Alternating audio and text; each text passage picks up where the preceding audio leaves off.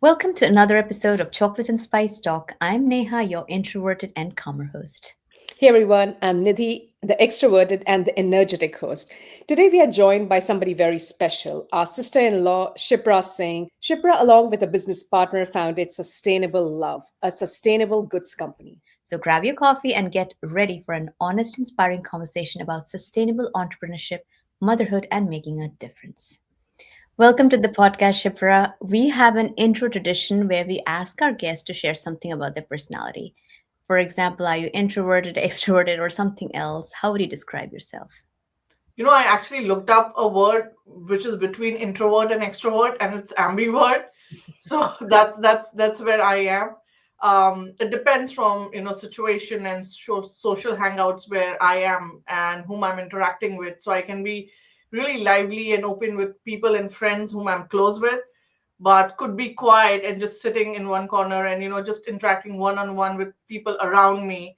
So yeah, I'm an ambivert. If that's a legit word I looked up. Yeah, Yeah. that is a legit word. Nobody believes me as well. I go and tell people I'm an ambivert as well, and I know you so well. I mean, you can be quiet and sitting in a corner reading a book, or you can be in a big gathering and be the Right. star of Yeah. the show. So you can do both. Yeah. So So yeah, it's like, Neha, yeah. you have transitioned from introvert to ambivert. Let me just put it that way.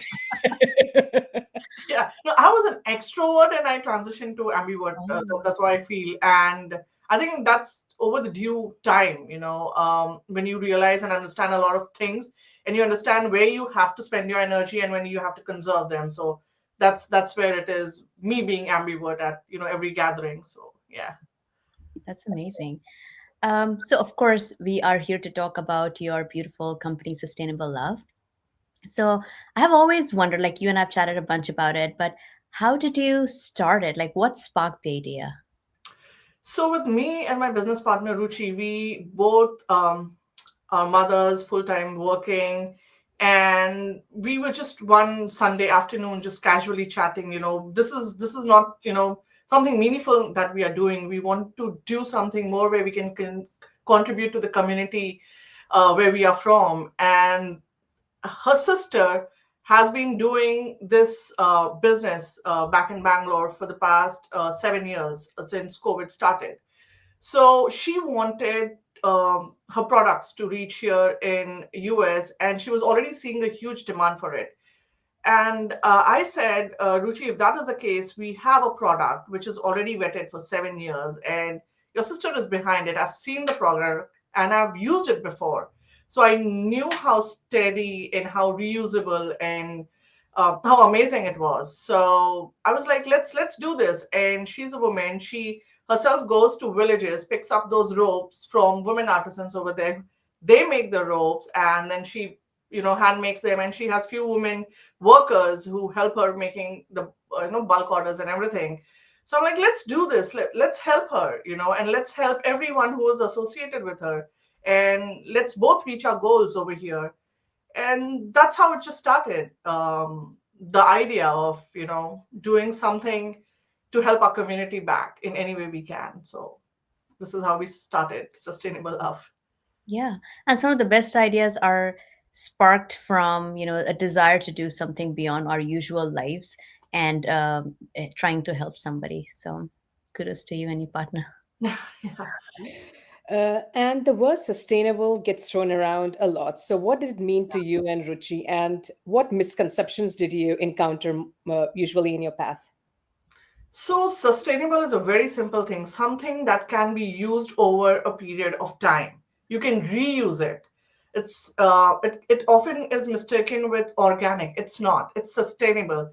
It's the longevity of something that you're using and reusing for the purpose.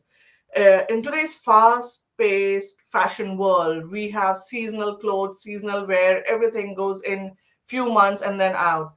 So, sustainability with our product is you can wash them and then they are brand new again and then reuse it. Any of our products, we say that. And that is the reason because I've been using a simple basket for past 2 years, and every time it gets dirty, I just wash it and it looks brand new and then I'm using it. So it's the continuity and reusing of the same product again and again rather than spending every few months or in a year to buy, some trinkets or anything. It's just saving over consumerism and helping the nature survive more with reusing our products which are existing and handmade with love. So that's sustainability. It's simply reusing your existing products that you have for the longest period of time. That is so beautifully put, right? That is really, and you're so right that people sometimes mistake sustainable for organic. And there was for a very long time, even I did not know the difference between sustainable and organic. But in the last couple of years, when I was leaning more towards understanding it, thanks to Neha, I think I got more into details. So, how do you usually educate your customers about what makes something truly sustainable? It's simple. Being a mother, we all know how important it is to clean something. Like even when we buy clothes or anything, we are like, oh, is this stuff washable? Am I getting a marker where I can remove the stains? Anything that can be used again and again for a parent, it's very important. So our products are mostly fashion and household. So if we have a basket or if we have a table runner or mats, being a parent, I know how much it is important for that mat to be clean. And we can't just like have paper mats and use them and keep throwing them. So here is where sustainability comes in. You take a mat which is made of sustainable cotton or jute ropes, and you can actually wash them or wet dry them and just like hang out and dry and then reuse it. So that convenience of using it for the longest time of period rather than spending money, again and again, ordering the same thing is saving you a lot.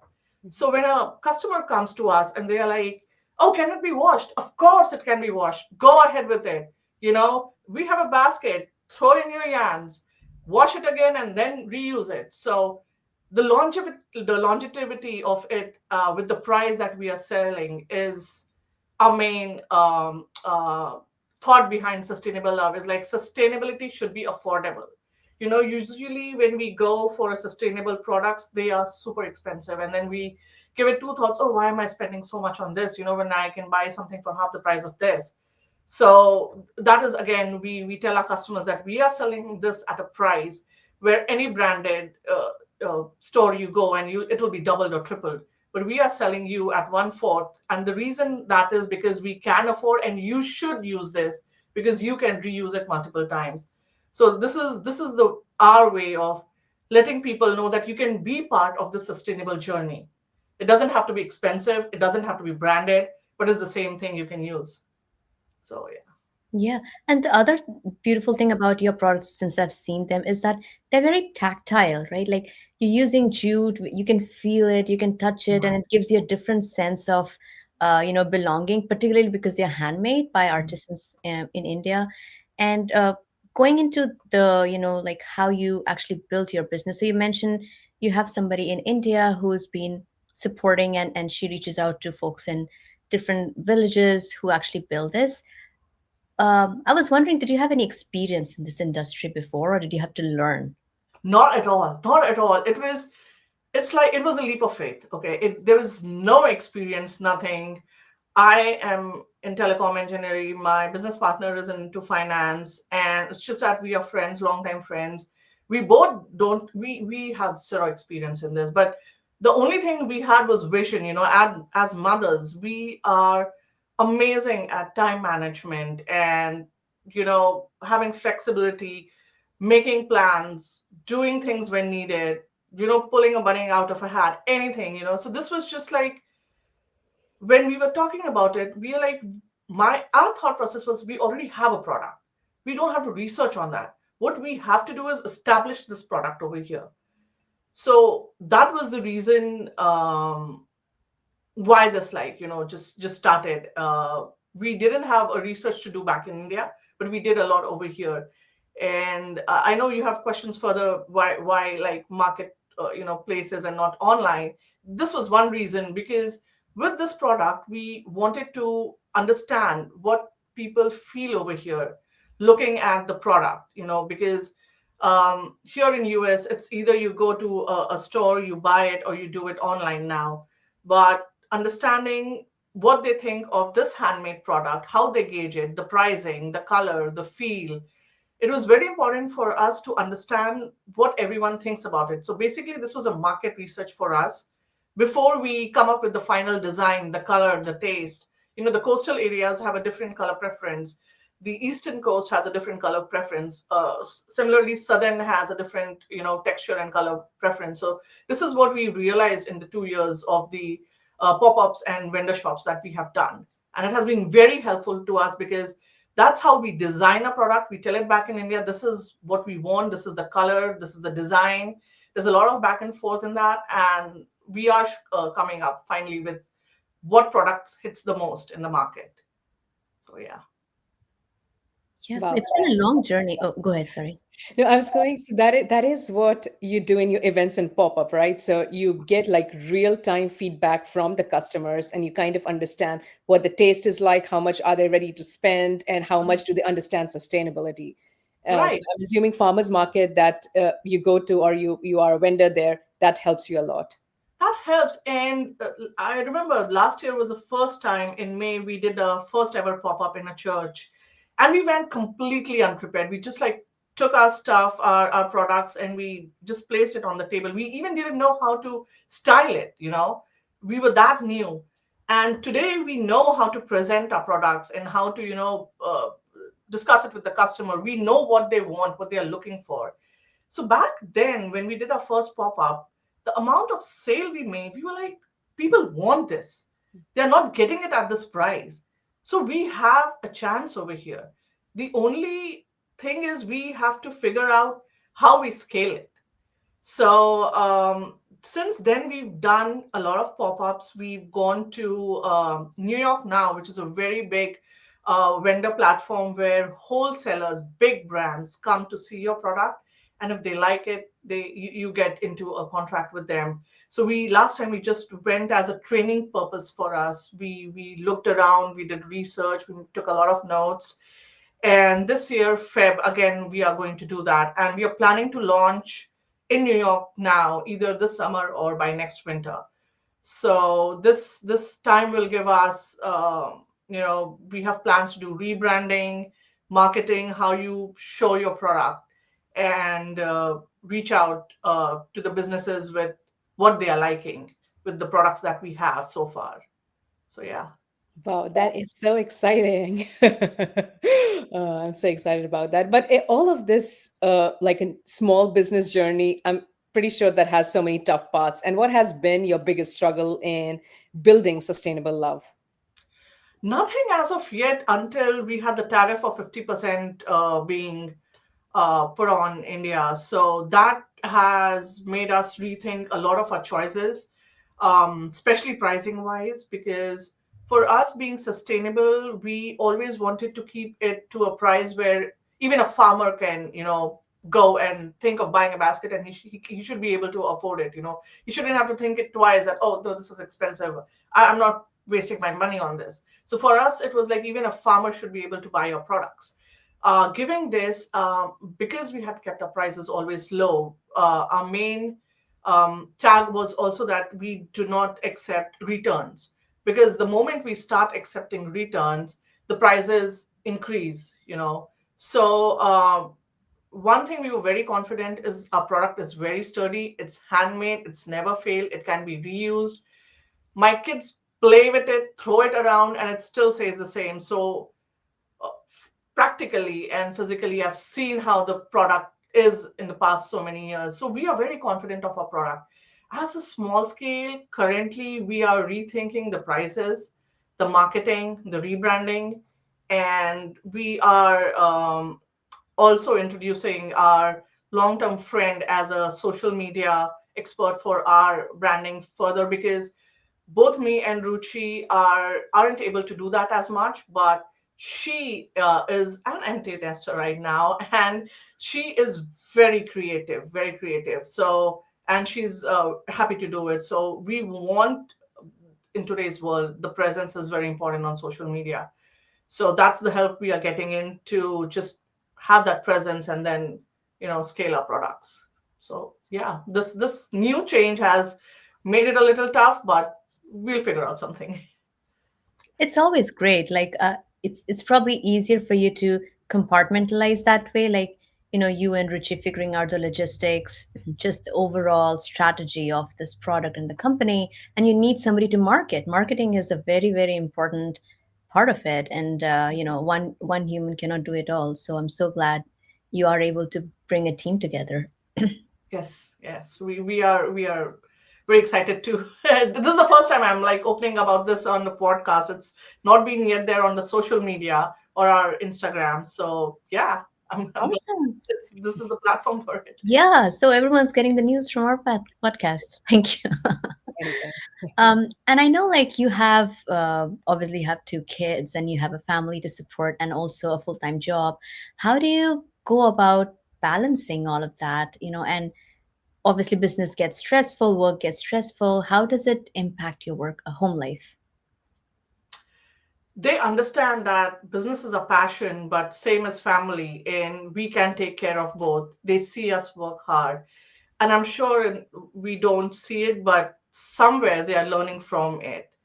you know um, it is a difficult juggle because throughout the week you're working, weekends you have kids activities, and then evening, oftentimes we do FaceTime or we call, both of us business partners, and then we take down notes and we discuss what our next plans are and everything. So yes, it is challenging, it is very challenging, but you don't give up. I mean, failures are not the reasons to give up, or something difficult is coming is not the reason to give up. You rise up to it and you see how you can change it. So we both of us have tight schedule, but we have figured out that late nights or early mornings are the hours where we get complete peacefulness and we can discuss. So yeah, that's the extra that we put from our everyday life, but we like it, so that's why we don't feel the overexertion of it.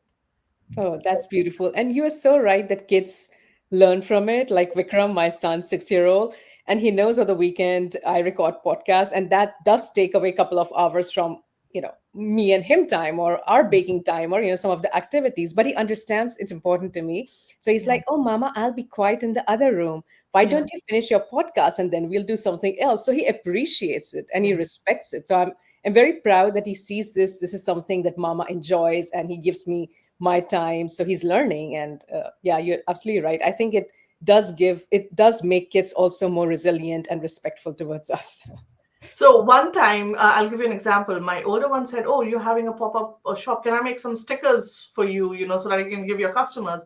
So she took out the pulley printers and she made very motivational stickers, and she cut them out and she gave me, and I kept it in a trinket. And every customer who came, I would just like hand out to them, and they would be like, "Oh my God, this is so motivational. This is so nice." And I was like, "Okay, yeah, that's like my daughter did it." So that was her. And then my little one, Trisha, another 6-year-old, one of the pop-up markets, there was one table which was free, and she was like, "Can I take few products and can I sell?" And I was like, "Okay, here are your products. Just like go sit on that table." And what happened is, because she was on that table and she was so cute, people would come to her, look at the products, and then she would like take her to our table. So that was like, I'm like, that's amazing. That's That so is, cool. Yeah. Yeah, both of them like doing their own parts that they do really well. That's incredible. So And yeah, I feel like, kids not only help, they learn. they Like, learn, they yeah. learn that their parents have passion beyond the areas that are kind of defined now. And so they would also want to, or they might also want to jump into that, either to Yes. help currently or in their own future, right? Like start something that they're passionate about. That They excites me have, so much. yeah, they have modeled for our products, like neck down. Like I'm like, okay, here's a bag, like just model for us. And both our kids, mine and Ruchi, they have modeled for our products. So that's Yeah. another thing. And they feel so important. They're like, oh yeah, we did something.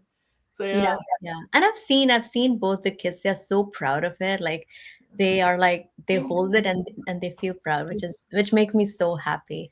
All right. So one of the other questions that I have is, a lot of folks, especially our listeners, may want to start business or may want to try something that they're passionate about, but most of us are very scared to start because we are worried about what society is gonna say.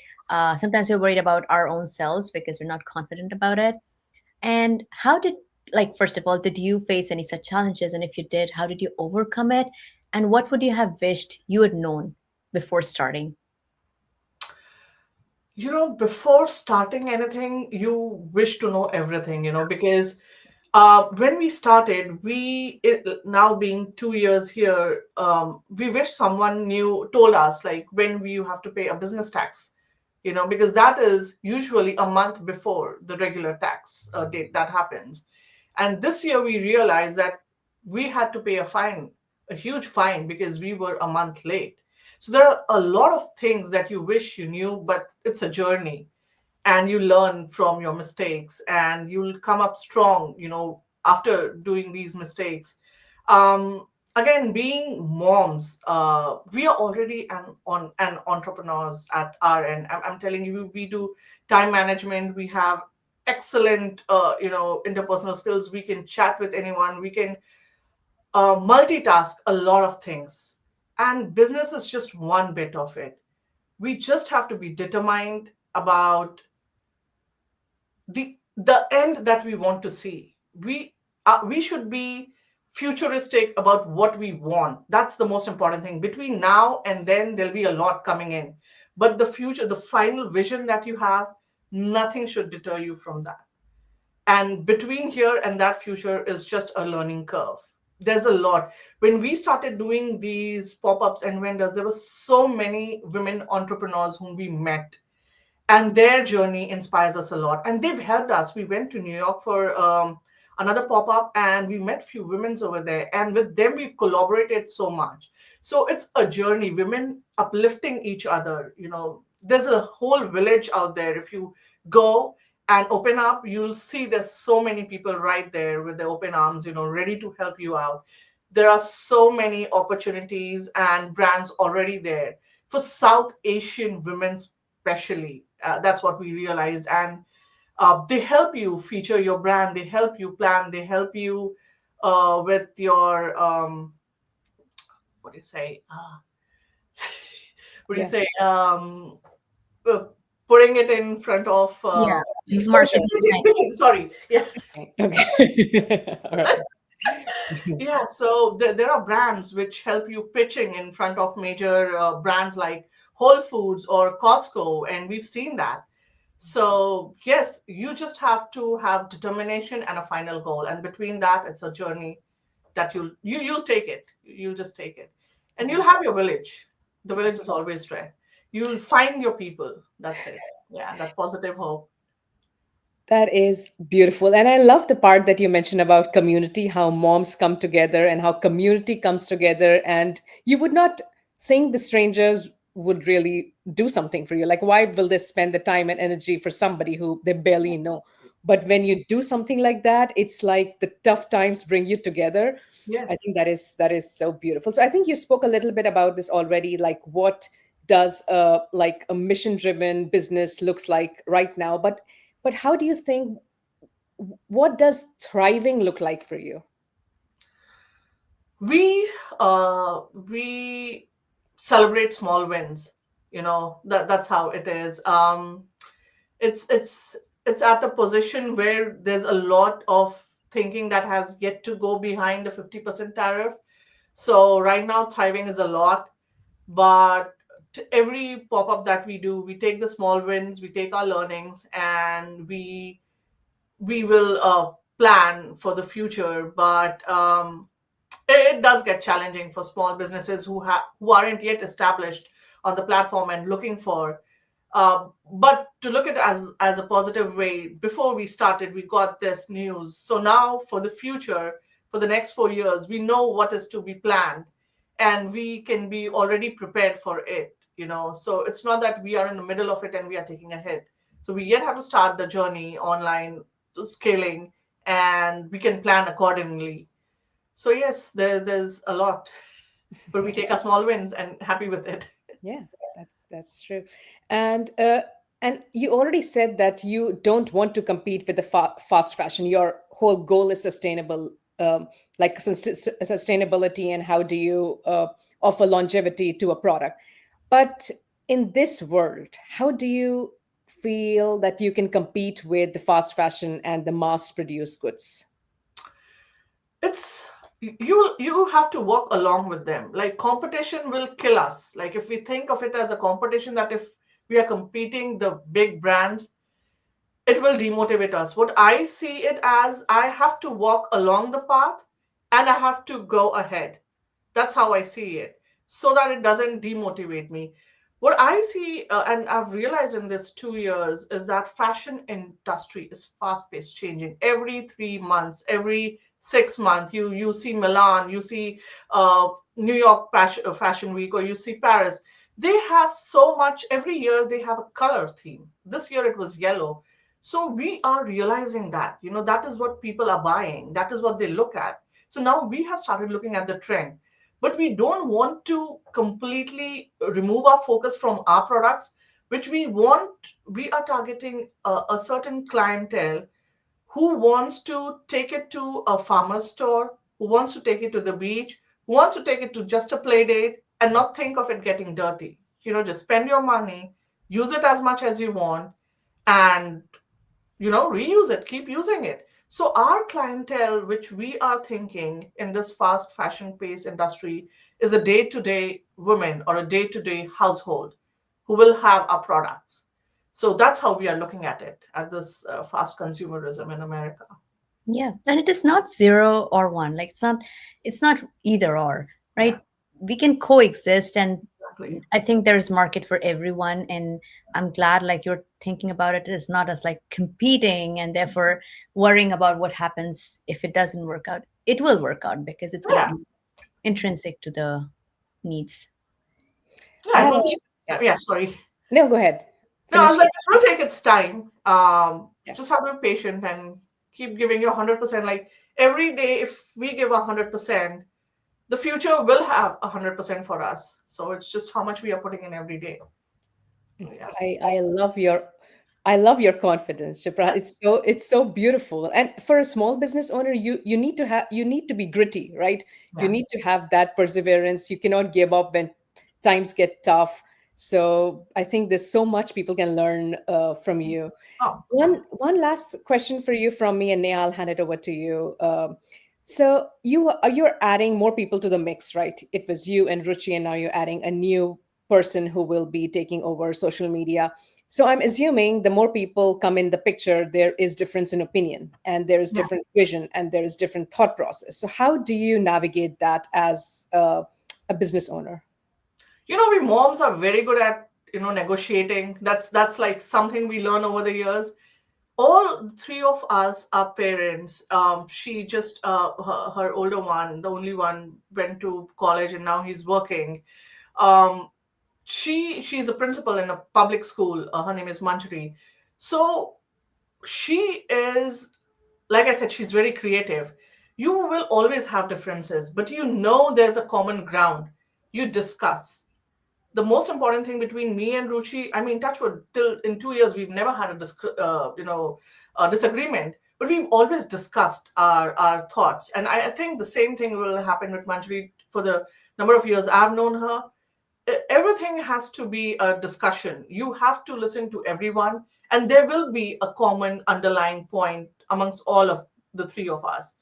And I'm assuming that, and knowing her or knowing a person's creativity, you will have to give a, a green thumb to whatever they think is right, and leave it to them, because you can't do everything. So even though I think that this is not right, or maybe Ruchi thinks it's not right, and she says, no, this is right, we'll have to go with her, because we are giving that responsibility to her. We are bringing her in for that. So that faith we'll have to keep. So yeah. Yeah, building trust. I mean, that's how you build trust in a Yeah. team, right? Give them the responsibility, let them do their best, and agree to disagree sometimes. It was so helpful, Shipra. I mean, honestly, though I've talked with you a lot about sustainable love, I had not truly understood the depth of your mission and how you're thinking this big, but you're absolutely willing and happy to continue doing small and taking your small wins and not giving up, because it's probably a very very long journey. It is. And and it's totally fine. Like, journeys are beautiful, Like it's sort of like if everybody just reached their goal, what else were we gonna do? So, Yeah. I'm glad you have a fantastic vision and a great team that you're working with. Thank you so much. Thank you. I just love your podcast. I always see the short stories, and it's beautiful. It's wonderful to see your short stories and your podcast. My sister also hears them. She often talks about it with me. She's like, "Oh yeah, I hear them, and this is what they talk." And I'm like, "Yeah, I saw that too." And she's like, "Their mom was on the podcast." I'm like, "Yeah, I saw that too." So yeah, it's like we discuss amongst ourselves too. So yeah, it's lovely. It's amazing, and thank you so much for having me. All great questions, and I feel so privileged to be on a podcast. So that's another bucket list. Oh So, my Shipra, how can our audience help you? Is there anything you want to tell them, any information that you think they'll be useful to them, or how can they reach out to you? Yes, we are on Instagram and at Sustainable Love 2024. We have our website and everything linked on our Instagram. They can reach out to us. We are slowly launching on Etsy too. And few of our products will be available there, hence our new team members. So all of that. And yes, they can reach out to us, they can email us. We are always ready to reach out to people. There have been so many people who reach out to us and we email them. It's just that we lack showing that on the social media. So yes, there have been organizations who asked for donations for their charity work, and we've done that too. So anything, we are there to support everyone who wants our products or who wants it for the charity or anything. We are here, so just email us or just DM us, and we're happy to help. Sure. that's We'll have all of this information in our show notes and on our website so people can reach out to you. Thank you so much. awesome. Thanks everyone for listening, and thank you so much, Shipra, again. Thank you, everyone. Have a lovely weekend. Bye. Bye.